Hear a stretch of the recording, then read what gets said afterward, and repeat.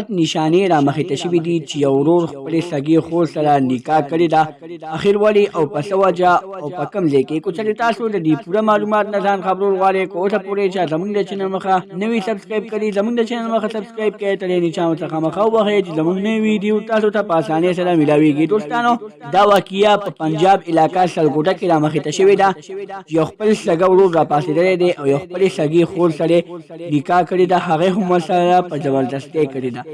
دوستانو، د مور او پلار دا وینا ده چې مونږ ویلي چې دوی خو خپلو کې خور او ورور دي چې دوی هلته کوي به زمونږ دا سوچ خو نه راتلو چې دوی به واده کوي، یعنی نکاح کوي. خو چې کله مونږ ته پته ولګېده چې دوی د نکاح پلان ساز کړی دی او یو بل سره واده کوي، نو مونږ په هغه وخت کې هېڅ څه هم ونه کړل.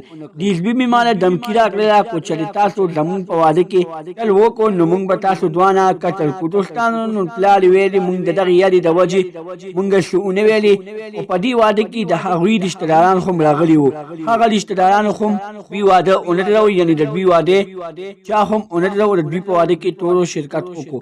او دوستانو، چې کله یو ورور او خپلې خور سره واده کوي، هغه وخت کې انسان دومره سوچ نه کوي چې دا زما د خپلې مور نه پیدا شوې ده، دا زما د خپلې مور وینه ده، زما وینه ده، او بیا هم ورسره زه نکاح کوم. خو دوستانو، دوی هغه وخت کې سوچ نه کوي چې کله نکاح وکړي نو بیا دوی دې سوچ کوي چې مونږه ډېر غلط کار کړی. خو دوستانو، دا واقعي ډېرې مخې ته راغلي دي. اوسه پورې داسې واقعي نه دي را مخې ته شوي چې چېرته خور او ورور نکاح کړي وي، دلته دا واقعه را مخې ته شوې. دوستانو، دوی باندې مسله دې عمل کېږي، دا به دلته په بله ویډیو کې وایو. که اوسه پورې زموږ دا ویډیو ستاسو خوښه شوي وي، زموږ د چینل مخه سبسکرایب کړئ، تر یې نشان څخه مخه ووهئ، زموږ نوې ویډیو تاسو ته په اسانۍ سره درځي. والسلام.